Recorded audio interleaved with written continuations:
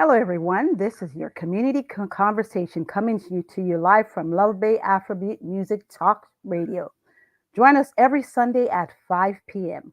We are streaming live on StreamYard, Facebook, LinkedIn, YouTube, and Love Bay Radio.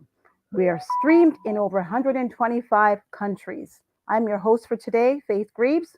For our viewers, please like and subscribe. For our listeners, please reach out to us at 437-228-3299 or by email info lovebay@gmail.com.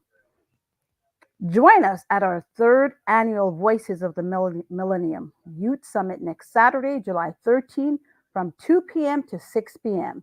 Scholarship would be awarded to some students as well as internship at Love Bay Radio. Make sure you're there to support our youth and make sure you're there. Get your tickets. We want to see you there. Tonight, oh my goodness, we are about our community. Last week we spoke about the ecosystem funds. We touched on a number of topics last week. Interesting topic that got our listeners geared up, ready. One of the programs that we tuned into was the Bates program, which is offered by BBPA. And just to let you know that we have reached out to BBPA and we had some confirmation in reference that they will be getting back to us soon.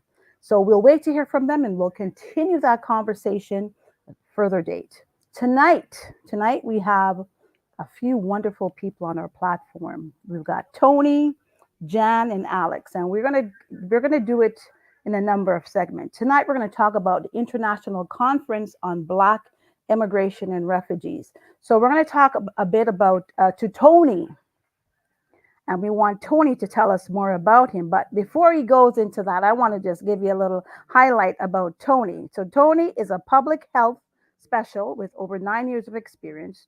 He's a co-founder of Center for Black Development Option Canada. Welcome tonight, Tony. I hope you're doing great.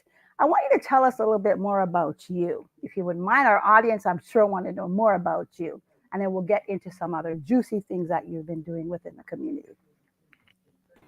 Uh, Thank you so much, Faith. You're welcome. It's an honor and privilege to be part of this online radio, an amazing one. And I'm so happy to see you again after having that, week, having that sort of conversations, but also you particularly asking those hard questions, but also trying also to contribute towards the conversation in terms of helping immigrants. So, like you said in the introduction, yes, I'm a public health specialist, but also my interest is so much into immigrants in terms of how they can thrive in Canada. Let it be around employment, let it be around access to healthcare, generally all the economic spheres that surround them as people, black people or immigrants that come into the country. So I'm so happy to be here and be glad to be having. Thank you. Great. So, Tony, one of the things I just want to get the listeners to is to inform them that we're coming up to a year celebration of the asylum seekers coming to Canada. And there's a number of organizations that has been doing some great work within the community in supporting the asylum seekers. And we know that you have developed something. So can you just give me a little bit more about you? Because there's some things I know you jumped over. I know you're probably a bit bashful, but let us know a little bit more about you. What brought you here? What brought you to the shore? Uh, Janet, thanks for coming. Janet is also our colleague at the Center for Black Development Options Canada. Thanks for coming, Janet. So basically, to be very specific to answer the question, as a person, I'm very proud Pan Africanist. Like I'm very proud. Like I'm always happy to see that uh, people of our race, of our faces, using access. There's equity. There's equity Okay. And that's my interest. That is something that we are trying to do at the Center for Black Women across Canada through engaging educated professionals through our the Black where international educated professions come together, discuss about challenges that they're facing that are policy oriented, and then create alternative solutions towards those challenges. Yeah. I see we have a guest in the background. Yeah. Yes, I'm hearing a little guest there who I guess want to say something to the audience, right? We're hearing that. So awesome. Thank you so much. We appreciate that information. And I see Jan too is on the platform. How are you tonight, Jan? I am fine, thank you. Thanks for inviting me Great. here. Yeah. Thank you so much for coming out. So, Jan, yes, the question is going to be at you too. So, tell me, why are you here in the sense that what brought you to this country, if you wouldn't mind, and what you're doing? What is it that you're doing that is so uniquely different and also contributing to the work that is on the ground? Thank you so much, Faith, for that question. And just to go right into the response, is what brought me to this country was the political instability in my own country. I was an activist. If you look at my biography, I've been a lot in civil society engagement, been an advocate for women and children. And at about that point, when I left my country in 2021, the country had gone through some elections. But unfortunately, the elections were rigged, and the person that the Mm, people did not vote for ended up mhm, taking up position as president. So that meant that a lot of us who are working in democratic who are working in the areas of political participation, especially of women and youth, were under mhm, attack. So the president or the incumbent or the ruling government looked at us as people who were who were against his regime, and mhm, actually popularizing Western propaganda. You see, so I found myself in a situation of persecution, mhm, both personal persecution and professional persecution. I could no longer breathe, in the words of the black, what was that? Uh, the great, I forget it, but you know what I mean. The George Floyd, yeah. George Yeah, Floyd, yes, I, yes. I I could no can't longer breathe. breathe. Yeah, yeah. Yes, So I can't found breathe. myself in that situation, and that compelled me to leave my country, however beautiful it was, however much I was progress professionally. I could no longer practice there, and my family was not safe either. So that's what brought me to Canada. Thank you so much. I Yeah. mean, Mhm. I'm sure, it must have been a challenging decision to make when you feel that you needed to be safe and when you cannot breathe, grasping. You can just visualize George Floyd's situation. We saw it on the television. I've never experienced that, but I can just imagine not being able to breathe, what that would be like. So we're happy that you're here, and you're both doing some marvelous things within the community as well, and that's wonderful.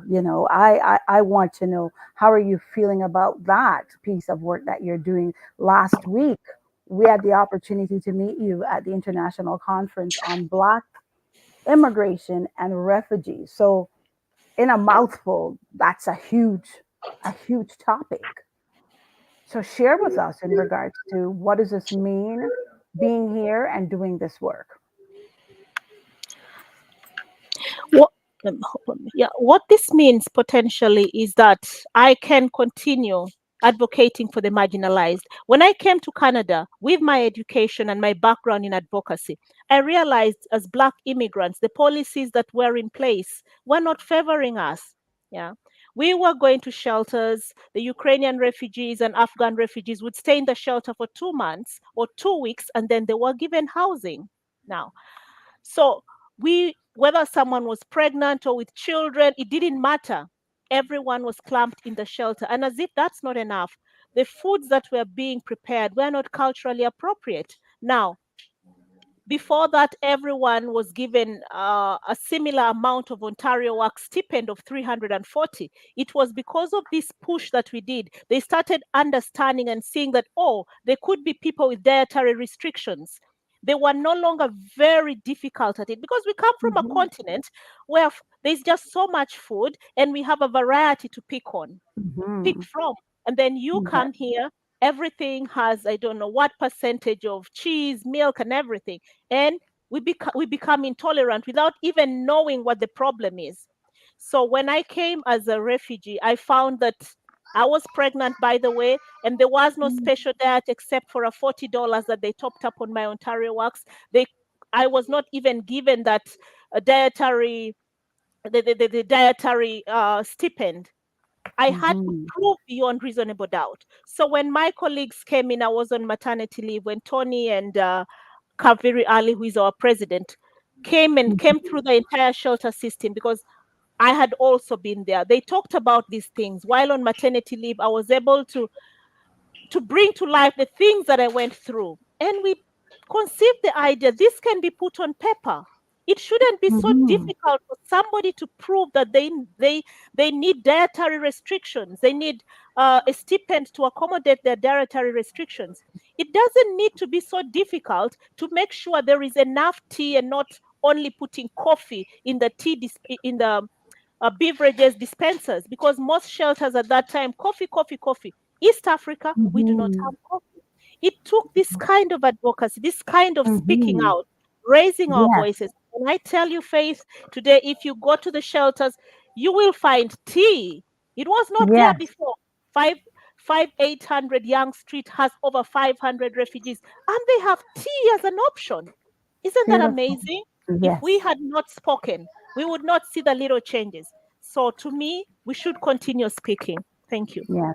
Thank you. Thank you so much. And that's great information, because the idea is taking us on that journey so our viewers can also understand, what it is that you have gone through. And it's not just you, you're shedding light on others, other areas that we're not aware of, and how best we can address these issues.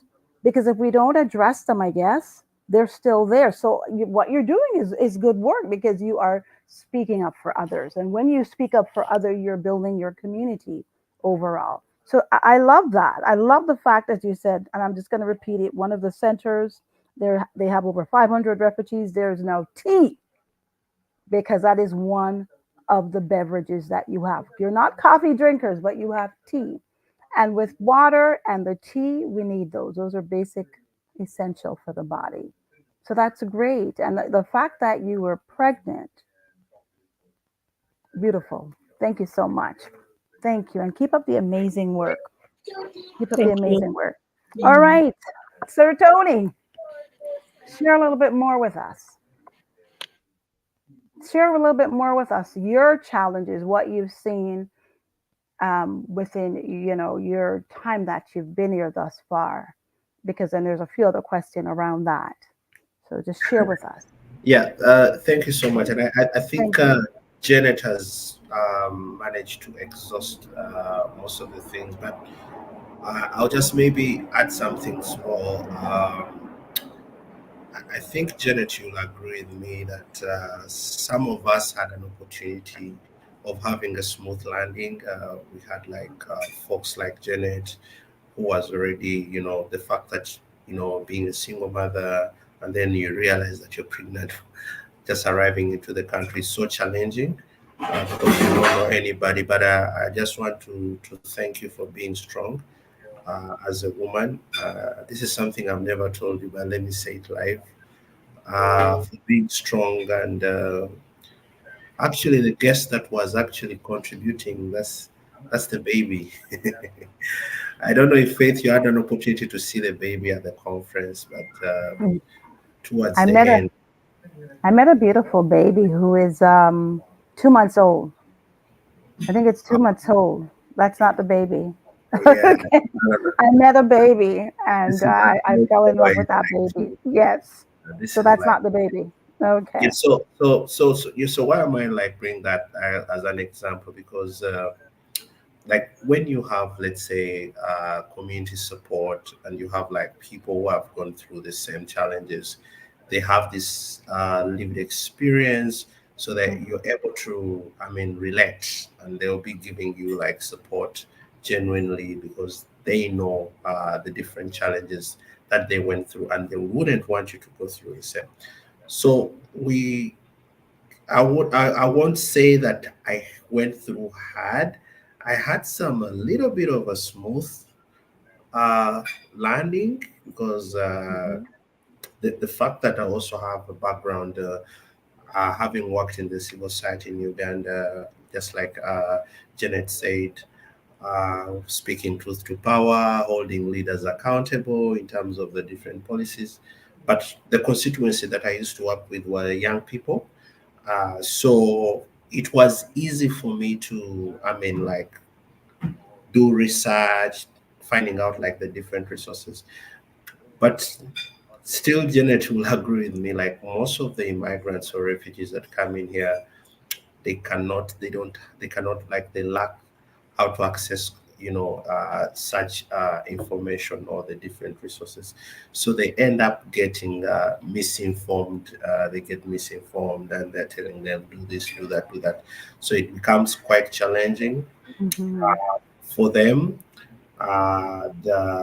to access, the different services and information. So it was easy for me, and the fact that we were in a city shelter where we have been provided like most of the services. We used to have like different settlement organizations that would come and present the different services that they're providing in terms of healthcare, how to get a family doctor, which is a big thing here, getting a family Mhm. doctor. Yes, yes, yes. But not all shelters have that sort of opportunity. Yeah, yeah, that's my boy. Yeah. So the just like Janet shared, the 5800 Young Street, which is full of refugees. Mhm. Yeah, but not every shelter like has some sort of you know um, uh, such benefits. So for us to so for me, I would say is that the challenge is really bigger, and everyone But has. you, but you Yes. personally, your challenges, because I'm trying to still hear your challenge, right? I want to hear the challenge that you face because every individual, their challenge is different and unique to them, right? So So your what was the challenge that you faced when you came in at the border, at the airport? mhm, At the airport, was there any challenges there for you? no, uh, Okay. because I passed through Montreal, Okay. and I did not have like any questioning and whatever. I was Okay. just lucky, but to many of our friends, they are going through a hard time on, at the Yes. border. They are asking them what they are coming to do, where they're going to stay, how Hmm. much they have in their bank accounts, such things, such questions that Yes. be appropriate. But the fact that you're coming from an African country, the officer presumes that you're coming here to stay, you're coming here for economic reasons and stuff like that. So, uh, Okay. yeah, personally, I didn't have. But the only challenge that maybe I would say that I faced was to get into the job market, because you Yes. see, like, you come with a large cocktail of experiences. If Janet shares with you her CV of the last 10 years, it will take you some time to read. I'm actually going to go back there for a bit because I really want our listeners to just, see what sort of caliber of people that are coming through the asylum seeking portfolio. And so I'm going to go back there. So I'm going to actually go into Jan's portfolio so persons know and understand, hey, these are the kind of people that we have here as well.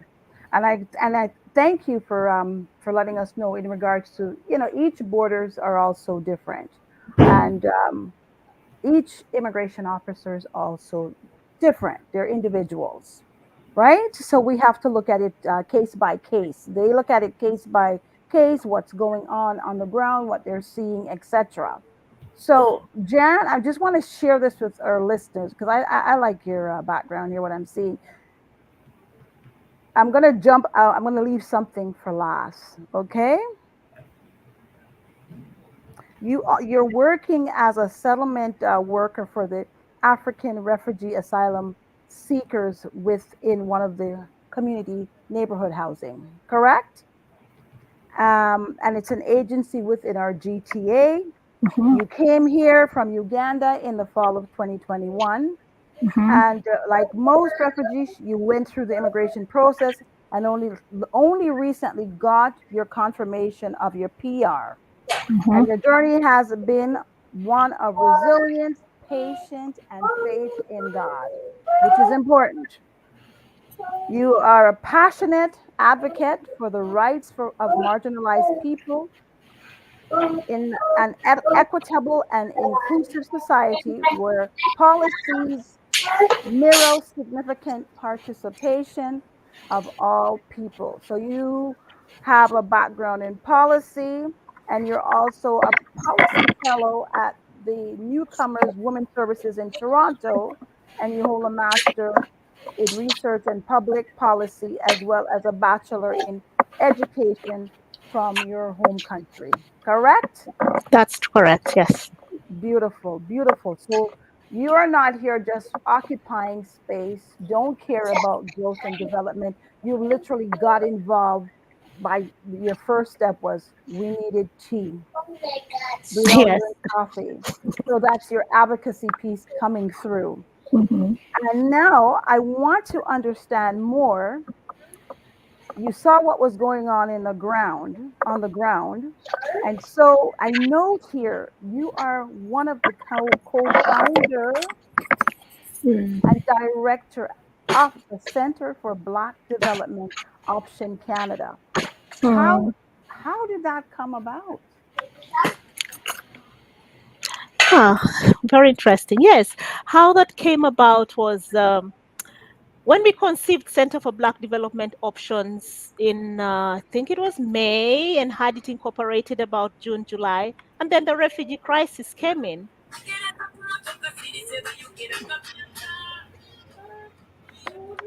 Hello. We thought, sorry about that. I hope it's not from my end. We thought we could not, I mean, we just couldn't sit. And Tony will agree with me that, hello, I'm hello. hearing you. I'm Oh, okay, here. yes. We're here. And Yes. and Tony will agree with me that we just didn't sit. We applied for Mm-hmm. a grant from United Way Greater Toronto, the Mm-hmm. African Refugee Emergency Fund. We were privileged to get those funds, and I can tell you we used every cent of that money to address the needs of our newcomers. Look, when a newcomer comes, they don't even know about Presto cards. We knew that they had Mm-hmm. transportation needs. We put money to Yes. that, giving them Prestos, every person maybe 10 or 5, taking them to the lawyers to file their cases, to seek legal, to get their immigration processes up in motion. Yes. We also had days when we provided food for them. We realized these people are from the continent. We went and took food to places like Dominion Church. Through our fundraising abilities, we collected clothes from some of our partners. We had a partner who came to the conference, Grace Toronto Church. Grace Toronto went ahead and asked its parishioners, congregants, to provide anything that they could. Remember, we were getting towards the winter time. Yeah, we were worried, Yes. how are these people going to live?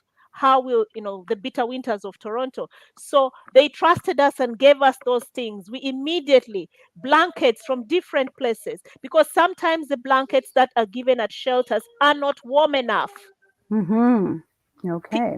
People are So from the tropics. So we used all those funds to address some of those needs.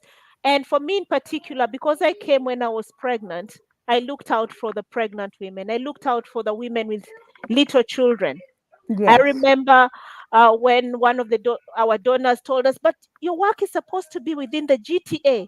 I said, we can't focus on the GTA. We have to go to Niagara. I hope I'm pronouncing it well. So we have Niagara, yes. Niagara, yes. We have to go as far as Niagara to make sure those pregnant women, those women with little children Hmm. can have we call them gift This, vouchers, whether it yeah. is um not Dolorama, but the popular one was Shoppers Drug Mart. Whether it was Shop. Shoppers Drug Mart, we made sure if someone was pregnant, we would give her up to 5, 10, each of $25. So that is Hmm. how we tried to meet some of these needs. That's beautiful. So I'm going to go back. So it was in the summer of 2023 when the organization was formed based on the needs around what was happening within the refugee. You see this large influx coming in, people sleeping on the street, people Yeah. being accommodated in churches and so forth. Yeah. And there was still that need of support. They need their food, traditional food, Yes. cultural food. They were cold because, yes, as you said, you're used to a warm climate. And as winter approaches, what do? So you along with Ali Yes. And started Tony. and Tony started the organization. And Yeah. so putting together the International Conference on Black Immigration and Refugees last week, Thursday and Friday, was what was that for? A call for what? What else were we looking at? We were looking at a call for action, yeah, a call for inclusion, a call for participation. What? Absolutely. Yes. So go ahead. My apologies. No worries. Yes, we were looking at a place where if people are meeting on the cause of refugees, there must be a voice for African refugees. There must be ideas from us because there is nothing for us without us. We need to be there. And like you have seen, we have some people who are even more qualified in the spaces of advocacy. From my work, I worked on the 2015 Sustainable Development Goals. We worked on the financing for development. We went to New York to make sure women have a standalone goal, to make sure girls are prioritized when it comes to education, goal 3 and goal 5. So we just could not sit. So this is what we are telling the Canadian government today. If you're going to, the Ottawa government, if you're going to have any interventions for refugees, yes, we heard from our conversations, the UNHCR representatives say that African refugees just make a small proportion of the immigrants that come into Canada, but they still have a voice.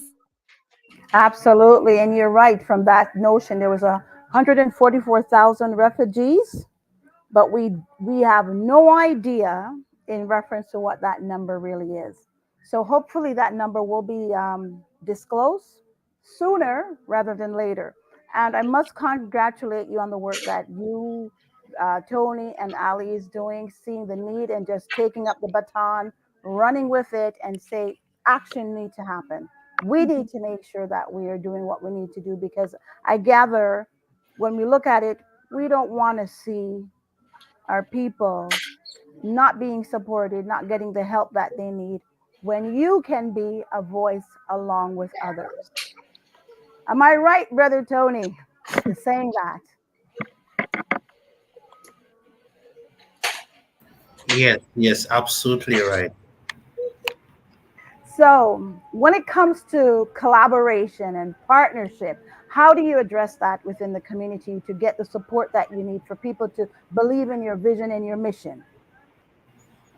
Yeah, I'll start by saying that the like in a very shortest time, and when during the crisis last year, we were able to respond to the crisis because of the different partners that came on board, just like Janet alluded, with the different partners that supported us, providing clothing, providing socks and other basic needs. Uh, but the United Way being like our first donor, giving us a grant of 10,000 to you know, provide relief products to the different asylum seekers in different shelters.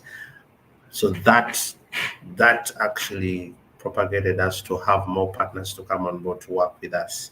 And for me, that is something that is in my docket as a director of advocacy and partnerships, is to work with people to because people have different needs and challenges in the different communities. So if we work in a multi-sectoral approach, we're able to share ideas in terms of how to respond to most of the issues. That helps us to have one common voice, and that helps us to, solve like different cocktail of issues. Because Faith, you'll agree with me, no man is an island, so we can't work in silos. We have the same issues and we are serving the same population. So if we work together, it's able for us to solve so many issues that are happening. And having a common voice in advocacy is very, very, very important, because it helps in terms of getting to know that you have numbers, because advocacy is all about numbers. So you have like people you're working with in order to achieve the common goal of addressing mostly issues around immigrants and refugees that are policy related. Yeah.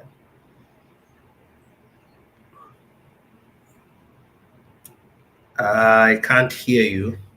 Faith, you're muted. Good. Sorry. Thank you. I love the passion that you both have, along with Ali, in reference to putting this together, making it work, reaching out. Now, how has the community been? How has the Black community been in regards to supporting what you're doing? How is that? Do you want me to go? Okay, so Jan, you could go first, and Yeah. then Tony will go after. The Black community has really received this. They have received our work with a lot of gratitude. I hear that a lot because, first of all, like my portfolio is I work with African refugee asylum seekers, and I bring in the lens of my directorship at CBDOC, and I make sure I give them the right information. Now, you will all agree with me that information is power. I speak to people because I have a feedback mechanism. So I ask them, so after giving this information, how has it been? How has the journey been this far? We have, unfortunately, even amongst our own people, some brokers in the system who will ask for money for a story, ask for money for this. Now, we Mhm. must not forget that our our refugee claimants are living on 340 or $440 per month after 30 days. But if you ask for that then what does it leave them with? So I have told them, and my phone line is always open. If you have any issue, reach out. If you need any information, whether it's talking to your caseworker, reach out. Reach out. We have tried as CBDOC. We have our WhatsApp group. We have our info sessions where we have uh, peer support, right? Our volunteers, we tell them, please reach out, pass on this information, right? Don't let your fellow refugees be in the dark. We have had situations just a few weeks ago. A refugee came and was living with a friend, and the friend kept telling her, no, don't go to the shelter system, stay here at my place. Mhm. When she Yes. came to me, she had been locked out for close to 4 or 5 months. And I brought her to my house, took her through the process, found a lawyer for her, you know, helped her with the legal aid application, helped her with the Ontario Works application. And remember, when someone is a refugee, they're very vulnerable. They are scared of their situation. They are scared of themselves. Yeah. They are scared of their entire environment. They need that person to restore their hope. CBDOC, through our programs and services, I can tell you we have restored hope in the Yes. refugees, and irrespective of the country that they come from. You will agree with me that from our conference, we had representation from, you know, Different. different parts of the Yes. continent, as well as our sisters and brothers from the Caribbeans, which was amazing. It was amazing. So we hope that in the coming months and years, because we are not here to go away, we are here to Mhm. stay. In the coming years, we will be that voice. We will be in Ottawa. We will be speaking to policies. We will be saying, here we are. I mean, sometimes it baffles me face. You know the history of Africa, colonialism. Polygamous, It yes, is the yes, white man who came and introduced their education upon us. And we come to your country and you want to evaluate our education, which you actually introduced to us. yes. And isn't that how it is? A double-edged sword, right? Absolutely, And so this absolutely. is why definitely community needs to come together, work together, be the one voice, one people, one community. There Hmm. can't be division amongst us because we have to build us in order to be able to be strong and resilient. All right, now, Brother Tony, thank you so much, John. I love the passion. I love the information that you were sharing. The journey is critical for people to understand what it was like, what it's like coming in as an asylum seeker, trying to get the support you need, trying to say, yes, this is where I'm going to be. I've been through so much. And then here you are, faced with some traumas. But at the end of the day, there's hope. There's hope because there is people that are listening. There's people that are making changes. There's people that are saying, let's collaborate. Let's make a difference. So this is beautiful. Thank you so much. Brother Tony, let's hear you on this. Thank you, Jan. Oh my God, thank you so much. I think Janet has exhausted everything. And yeah, but all I can say is that in terms of support, the thing is, like in a very shortest period of time that we have tried to work to make sure that our constituency is receiving services. And Janet, I think you agree with me. During the crisis, we actually hosted some people in our homes. Some people were sleeping in churches, and the only worry, I won't say I got annoyed or disappointed, but when it came to some sort of like, because the city of Toronto came up trying to compensate organizations that were, helping people during the crisis. And the question people would ask, so how am I going to be compensated and stuff like that? But why am I saying that? Is that there should be a lot of support, like in terms of funding. We have different people that have the experience, they have the expertise, and that is why we want to uh, domesticate Action Aid, the Black think tank for development options, because we believe that this is an idea or platform that is going to help Canada, all the different policymakers to understand that as you come as asylum seeker, you have a career, you have experience, you have background. Actually, some of the asylum seekers are even much experienced than even the Canadians themselves that have lived here longer, who were born here. So we cannot throw that kind of experience in the shamble, but it has to be utilized to make sure that the communities are being served and there's value addition. So for me, we can pour around resources and try and support. And I think I even said it in the opening remarks, is that it's important for us to create resources by ourselves. By the time the policymakers or the government comes in, you have something that you've started on. And that's the resilience that you're talking about. So we start with our own resources to help. I can tell you when we started this organization, we were using our own money, to reach out, like, yeah, it's paycheck every 2 weeks, but you're able to sacrifice and say, okay, when I was in the shelter and Ali and Janet was already shot, gotten housing, and but we saw a lot of like policy gaps, and like, this is our Mhm. responsibility. We have done this before, and we can still do it in Canada. So support is needed, but also people have to be intentional. People have to be focused.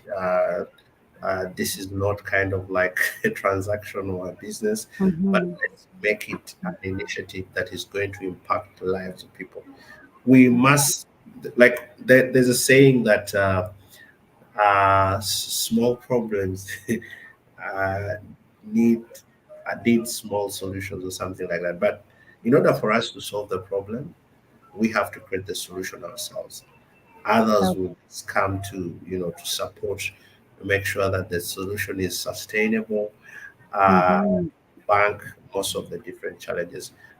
I can tell you that most of the people in the community, the Black community, are really, really interested, to support and be part of the initiatives. But the only challenge is that people can't come out. People can't come out because of the different systematic, you know, issues that may, deprive them to participate, but also to give support. Yeah, that's what I can tell you for now. But the community support is really, really, really vital, and that's what happened during crisis. That if I think like every day we could have. We would call it a community, let's say Zoom talk, like specifically the Ugandan community, to say, okay, there's this person just came into the country, they're here, who is willing to take them in their houses, and then like people would say, okay, okay, all right, let me send an Uber, something like that. So for me, that was something good that I think we can also use the same in terms of creating resources, a pool of resources in order to fund Black led initiatives to solve Black problems. Thank you Great. so much. Thank you. And on that note, I love what you said. Black, I'm going to just paraphrase it, Black people to solve our issues. So, one of the things that we need to keep in mind is in order for a community to flourish, to work together, that's a piece that is missing. So, in order to be the one voice, one community, and I'm intentional about this, we need everyone to be at the table. In order for policies that is going to impact our community, so people see us and not just look at us as cattle's, people who are lost, sheep without a shepherd or a guide, we need to realize as a people that we need to come together. We need to have diversity within our own platforms, people coming in from different walks of life because they have their own stories to share that we haven't heard them. Their journey might not be like your journey, journey, Tony, your journey, Janice, your journey, Ali, and anyone else. But we need to be able to sit together to come up with the solutions because we do have the solutions. We have to today realize that who we are as a people. So if we're going to request or require changes for the betterment of the Black community, we all need to be at, I won't say the round table, but the long table to discuss the issues that are impacting our communities and the solutions that are needed for our communities. We cannot go this alone, but if we go collectively, they will listen and they will hear our voices and they will act. Now, I'm going to say this. This is not a love bay stream where I'm told to say this. I'm saying this intentionally as faith grieves. So we need to come together as a people to make changes. Your atrocity is different than my atrocity, but collectively, we can be heard and changes will be made once we are in agreement to support and work with each other. So, collaboration is the key to our success. In numbers, we will thrive because we do have the numbers. When we start sharing information with each other, it makes a huge impact. We can't keep the information within ourselves, within our own communities, because it doesn't work. We've got allies, we've got friends, we have colleagues, we've got workmates. Start using those channels to push out information, to get people. Let's use social media the way in which it was created to be used. You heard the word, the way in which it was created to be used. It's our story. It's our journey. It's our atrocity. But, however, what can we gain from what's happening and what can we produce at the end? Because the next generation should not have to go through what we have seen, what has been placed upon us, our colleagues, because we are making the changes, because we are the change that we seek. Is that so? So, I know we have another partner of yours who came on board, Alex. You collaborated with Alex and he was there. I mean, the conference was really impactful. I wish some of these listeners that are within the city were able to go. But again, sharing information is key. Sharing information is key. Don't keep it within one group. Get it out. Get it out. So, yeah, Alex was integral in reference to your program on Thursday and Friday, being there as a partner. And how would you say his contribution helped with the program as well? What are your thoughts? Okay, Tony, throw it back at me. Uh, well, so first of all, I know Alex like personally. So Yeah. we are all like community leaders, but also Alex works with TD Bank, Hmm. and he was very paramount during the crisis. Uh, with he used his he worked within the like his job, and he was able to do what they call a drive for refugees, from the Hmm. different locations, because he's based the other side in Danforth. But he reached out to different shelters, asking his fellow staff, they were providing like generously.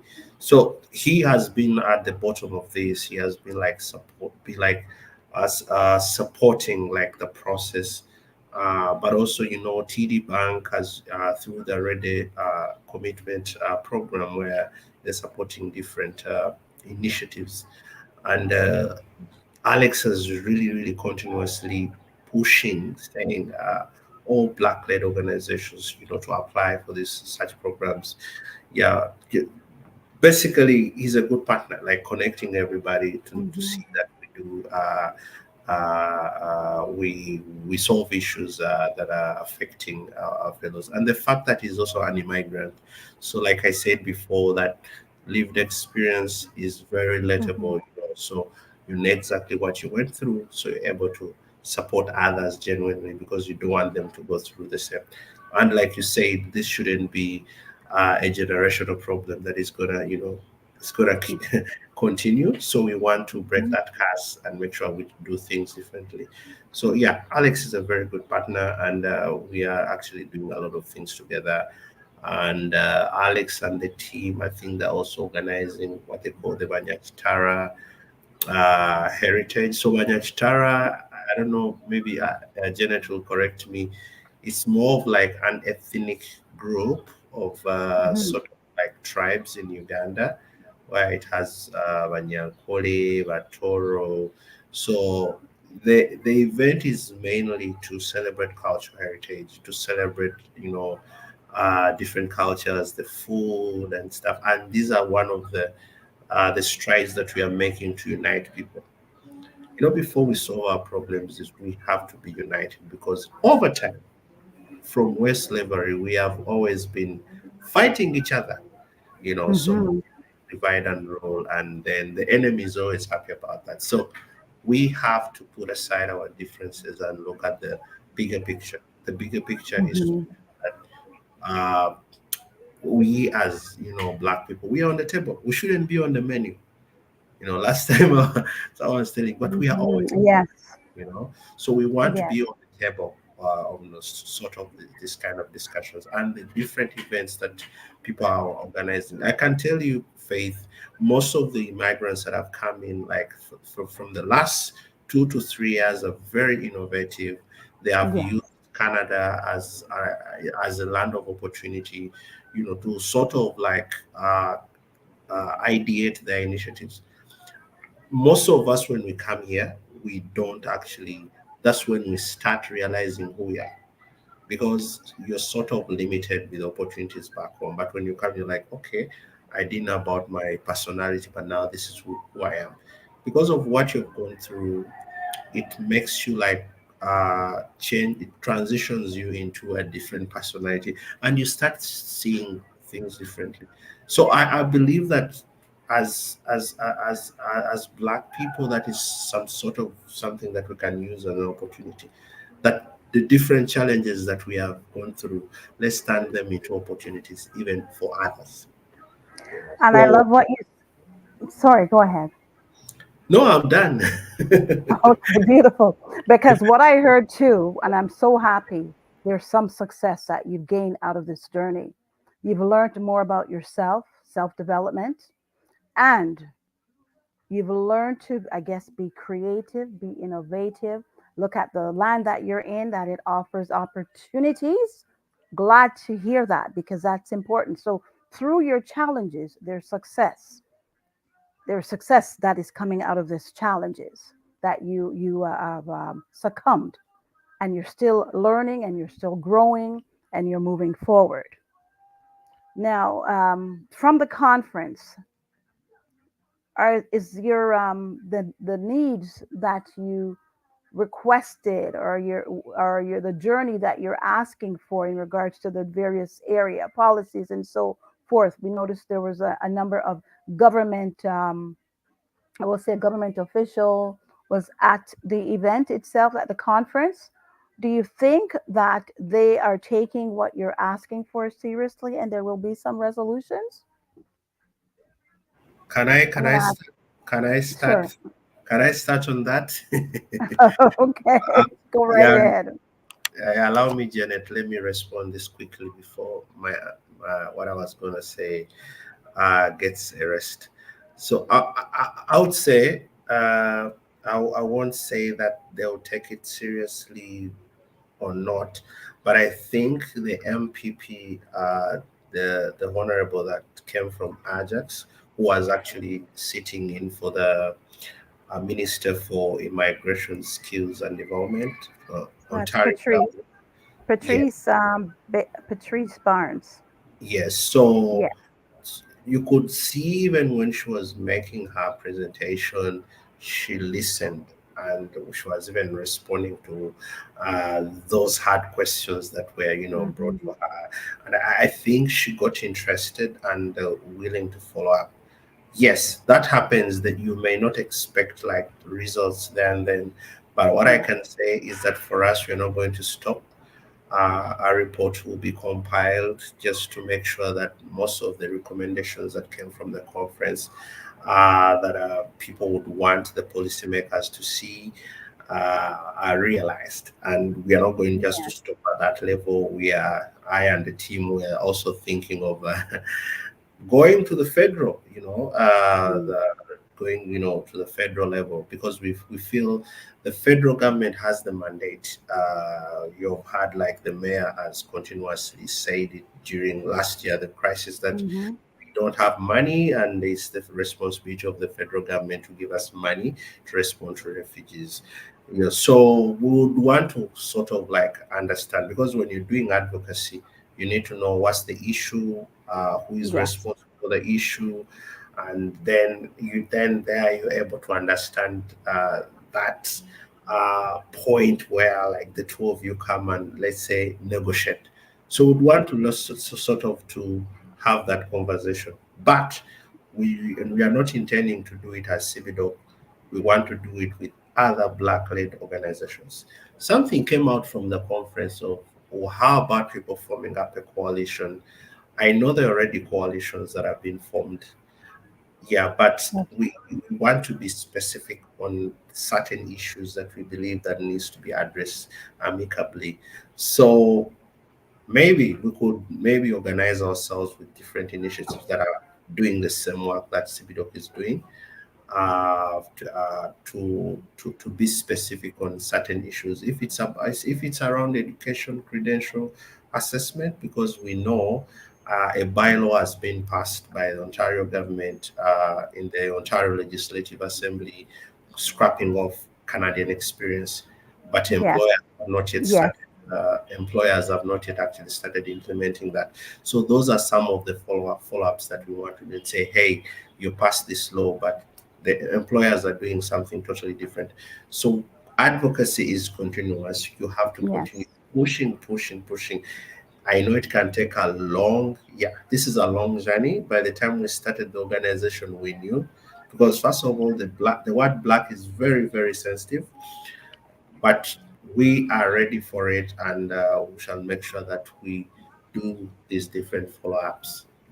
Yeah. Great. I love it. And I love the fact that you said there's a number of coalition doing work, similar work. And that's where, again, the dialogue needs to happen. It needs to where people are literally coming together and talking. So you're not overlapping, but really forming that tight knit group to be able to hear, to let your voice be heard, to work collaboratively together for results at the end of the day for the community. So I love that. I love, love, love that. So keep up the good work, Brother Tony, on that area. Love it, love it, love it. Sister Jan, do you have something to say? I'm looking at our time here, but guess what? This is a wonderful conversation. It is community conversation coming to you live today, every Sunday from 5 p.m. to 6 p.m. We are streamed in 125 countries, and we are streaming live on StreamYard, Facebook, LinkedIn, yep, YouTube, and on Love Bay Radio. And for viewers, please like and subscribe. And for listeners, please reach out to us at 437-778-3299 or by email infolovebay@gmail.com. And we can't forget, you need to join us next week, Saturday, July 13th from 2 p.m. to 6 p.m., where we're celebrating the third annual Voices of the Millennial Youth Summit. You need to be there. Scholarship will be awarded to some students as well as internship at Love Bay Radio. So make it a day and show up. Support our community youths. They are the future and they are currently our future. So we have to ensure we are doing great work for them. So, yes, my dear sister, Jan, you guys have been doing wonderful work. I'm going to throw that question to you back so you can tell me how you're feeling about it. Was your the purpose of the seminar, the conference? You see resolution will occur, is occurring, community coming together. What are your take on that?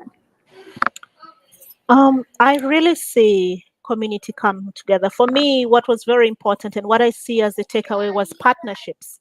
We are going to be able to build partnerships going forward.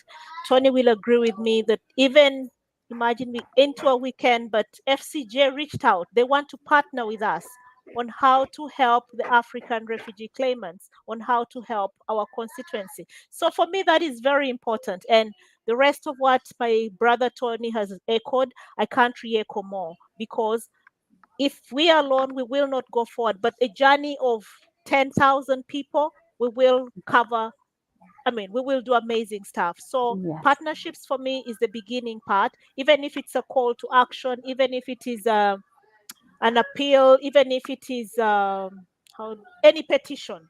Yeah. If we are to have a petition, for instance, on something like homelessness or something like increasing the Ontario Works amount or whatever it is, we know that there is a community that we can depend on. We know that there are allies who yes, we can speak to, who we can move with, irrespective of even their race or their diversity. One thing I was happy about because of this conference, the city of Toronto, the office of the newcomers desk has already also invited us to be part of the voices of the coalition that meets once every 2 weeks. So we are now going to ably penetrate those spaces, and our African sisters and brothers should be happy that their voices are going to be there, because from the Black think tank, we get their ideas and give it to the city. They can then plan for us appropriately. Thank you so much. Those are beautiful, my last beautiful. remarks. Yeah. Thank you so much for sharing that. And also, we have a number, just to share this with you, we have a number of Black think tank within the community. So we need to ensure that we're also collecting, because there's so much knowledgeable people within our community doing the work, but we need to connect to make a difference. So thank you for the opportunity to having this afternoon with you. And I want to ask you each, is there any last thoughts you'd like to share with our listeners? Uh, Thank you so much. First of all, it's going to be my first time to join Afrofest. And I was telling Janet a Wow. few hours ago that I don't want to miss this time, and same to her, but she was able to go there shortly. I want to see exactly what is happening there because I feel Yes.